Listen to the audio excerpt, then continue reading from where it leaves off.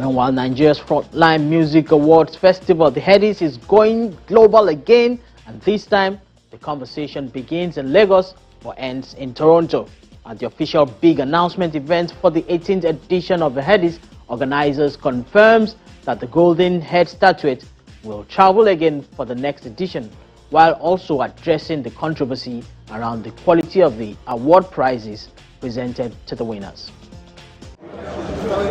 The Golden Head returns as creative industry stakeholders gather for the official big announcement event ahead of the 18th edition of the Headies Awards. Everybody that is driving Afrobeat in this room. Taking the stage, founder and executive producer Ayo Animashaun makes the headline announcement. The 18th edition of the Headies will be held in Toronto, Canada.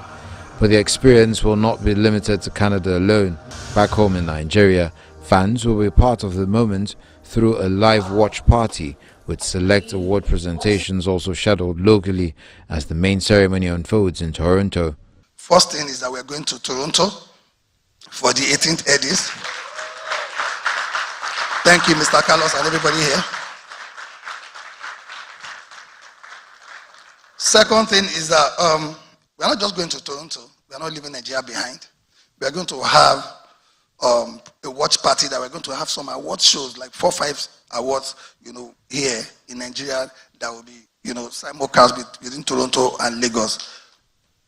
Second thing is that, thank you very much, is that we are having, for the first time at the Headies, we are having Headies Trade and Investment Summit. Closing his remarks, Mr. Animashaun also addresses the controversy surrounding the shortage of award plaques at the 17th edition of the Headies, which caused a frenzy during the ceremony and across social media. This last year show, if you were there, you would tell yourself this is not what the Headies looks like or used to look like. Of course, we had great ambience, but it wasn't one of our best deliveries. So this one I'm carrying here, this is 21 karat, pure gold plated.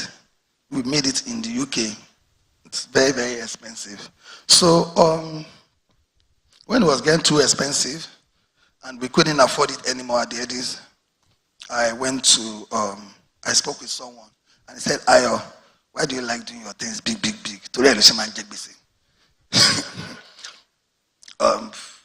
You can do this in China now, and they're going to give you the same quality you asked for.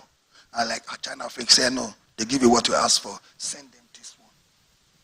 And I sent them this one, and they returned this exactly like this. Good. So I was happy. So we sent the money, and when they were delivering, they delivered this one. Now, from afar, you will not notice the difference, but this, if you look closer, it's peeling. It's peeling.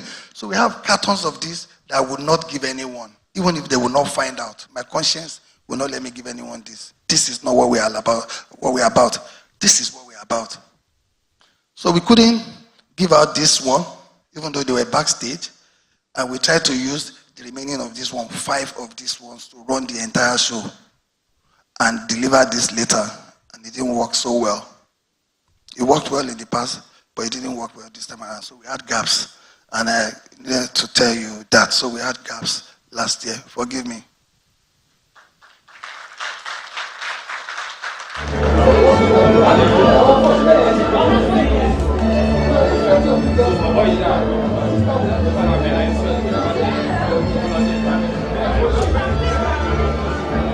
Speaking on the event's potential, the Deputy High Commissioner for Canada to Nigeria, Carlos Rogers Arbulo, highlights the opportunities in music, business, and the wider creative industries between both countries. For Canada, we're more than happy to be here, to be part of this conversation, to try to advance the relationship and move the needle forward. I'm going to leave to the organizers to make the necessary announcements, but when it comes to Canada, clearly there's much more that we can do. We already have many Nigerian artists, Afrobeats artists and beyond, that are coming to Canada every single year to perform. And some of the things that we've been saying is, how do we move that conversation from the performance to also connecting to education, connecting to business, connecting to technology, connecting to other spaces, which I trust is also what is going to get the relationship to grow further. The chairman, Nigerians in Diaspora Commission, Abike Dabiri, also expresses support for the platform's continued evolution as it once again prepares to expand its cultural reach beyond Nigeria's borders. I was in Atlanta when they had the Headies show there, and it was wow. And I will be in Canada, by the grace of God, when they have the next one. And also, we're marketing it already to Nigerians in Canada. They're excited that the Headies is coming to Canada. So we have to thank them. It's a lot of work, I know.